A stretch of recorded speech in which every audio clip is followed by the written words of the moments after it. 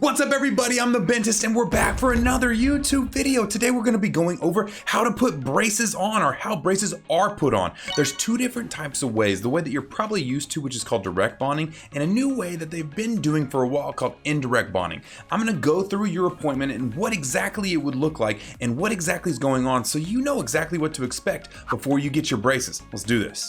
So at the start there, you see he brushed your teeth, okay? And we want to make sure that your teeth are super clean before we do anything, because plaque and food can actually stop that bond and make it weaker. Now this stuff that he's putting on there is this blue etchant gel. It is actually phosphoric acid. Crazy, right? But what it does is it etches the enamel outer layer, which is the top part of your tooth, and creates these little kind of holes and stuff for the glue to stick to on your teeth. So now he's putting the bonding agent on there. Now what this is kind of a mid bonding layer that's going to allow your teeth to be able to stick to the glue. Now I'm going to stop it right here. So what he's not showing you is we put that early bonding agent, that little glue layer first. That's kind of a sandwich, but the real glue actually goes on the back of the bracket. So the glue on the back of the bracket then sticks to the tooth. He didn't show that part, but I wanted to make sure you knew that there was the etching step, then there was that kind of primer step that he painted on, and now the glue is on the back of the bracket and he's pushing that on. So he's putting these brackets on, right? And he's pressing them initially, and now you can see he's kind of moving them around. And what he's doing is he's trying to get it in the right spot. And you see how that glue kind of squeezes up over. Well, that's excess glue that he's just trying to remove. So he's gonna go across the whole entire lower arch and he's gonna do this. He's gonna put them on, even in some areas where it's super crowded there. You can see he's still putting them on there.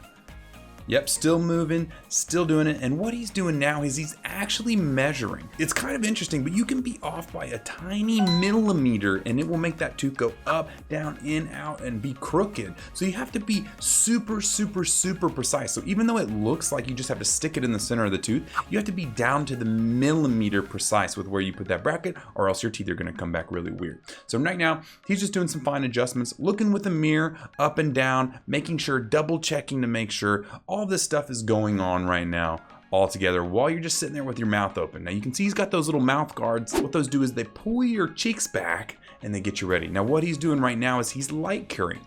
So the glue is actually set by a physical blue light. Now he's got that yellow filter over it to protect your eyes because it's really dangerous. Okay, now he's going back up to the top, adding back that primer again. So we're gonna do the same exact thing on the top. I'm gonna pause it really quickly here so you can see that he's got these two little blue things in the back there. Those are spacers. Normally you do spacers for whatever reason if it's super crowded. He might be putting a band there later, which is a metal band that surrounds the tooth. So he's putting these brackets back on. Once again, he's trying to get it into the center of the tooth. You see those little blue bands I'm talking about. He does have the suction stuck in the back there. You probably are gonna have some type of suction source to make sure that that spit doesn't get anywhere, because the spit can actually stop the bond as well. Just like food and gunk on your teeth can, spit can actually break down the bond and cause your brackets to fall off. So he's doing the same thing. He's pushing it around. He's trying to make sure that he's got them all perfectly level how he wants them, and then all the glue is gone. So he's measuring it, looking with his mirror, getting it all done, light curing one more time, and boom, you are done on your top and bottom. So now that these braces are all set, it's probably gonna be time to put the wires in, but let's see what he does next.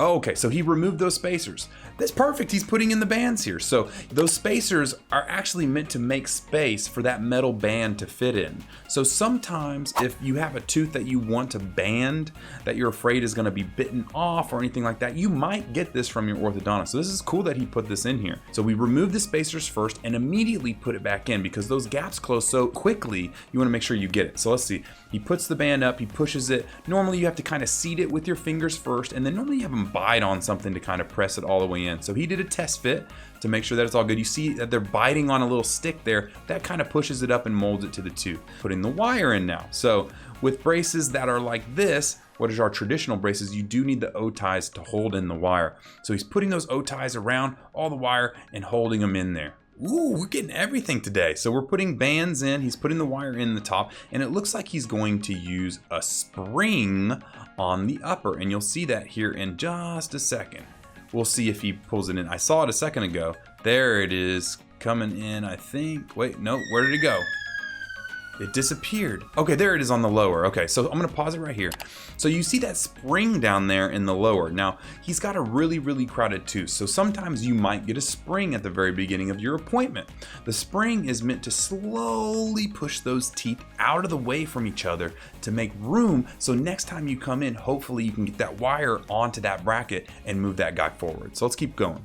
Alrighty, so he's finishing up here. He's just making sure everything's good, clipping the wire in the back to make sure everything's good, and there you go.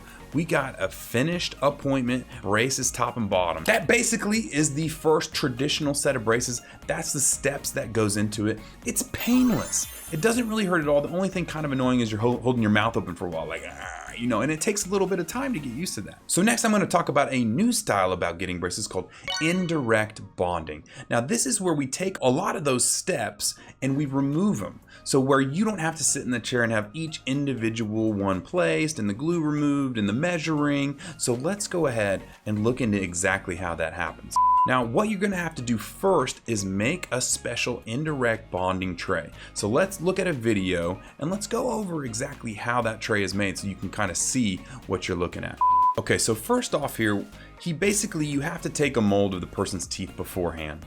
You can see that he has all these markings on the teeth, and that's because he measured them all out precisely outside of the mouth and glued each individual bracket on. He's light curing it here just to make sure that those brackets stick to the model and don't fall off. Okay, next he's using a hot glue type substance to basically do a soft layer around all these teeth. It's really goopy, but once he cures it, it will turn into kind of a jelly material here.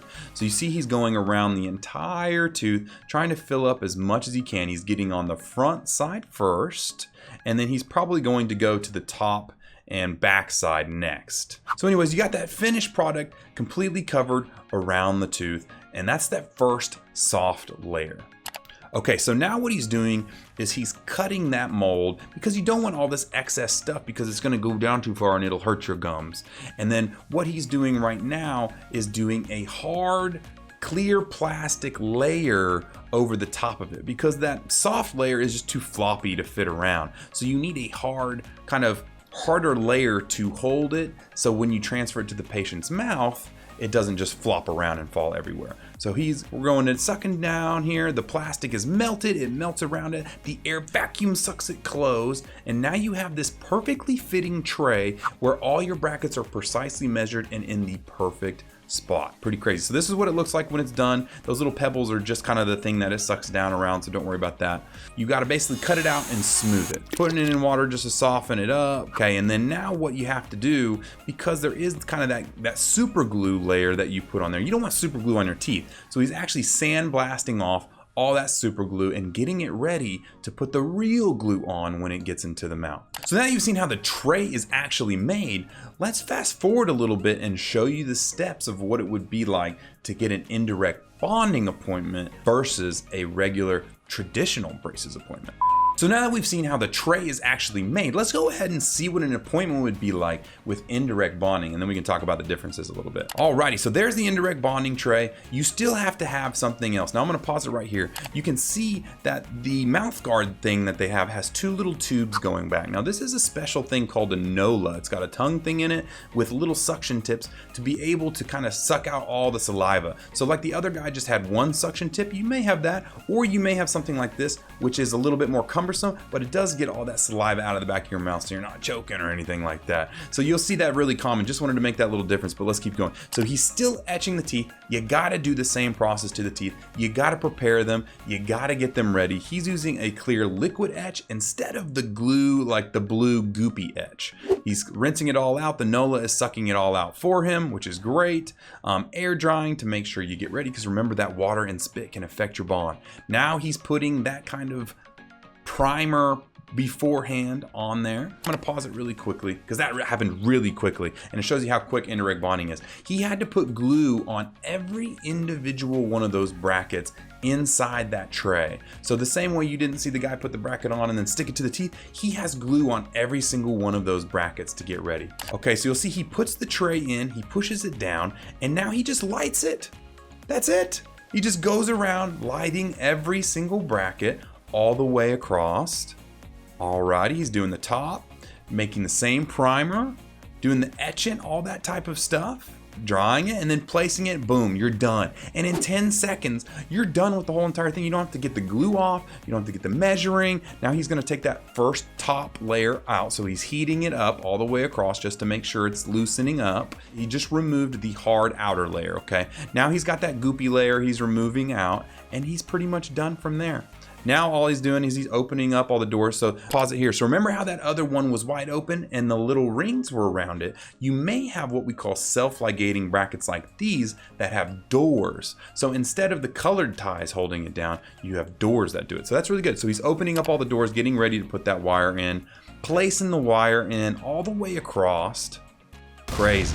So quick. Indirect bonding is so quick. He's getting it all set up. And there you go. I know you guys were gonna have a question here. Can I still have the colors if I have the doors? If I have the doors, can I still have the colors? And the answer is yes, you can. You just have to put them on after the fact. So she is getting the colors on top of those self-ligating brackets, and they are done.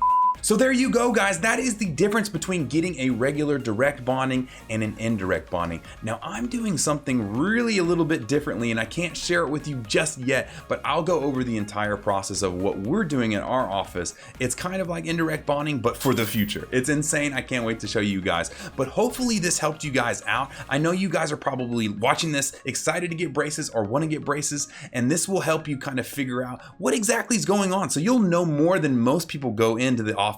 You'll know exactly what's going on and you'll be ready for it.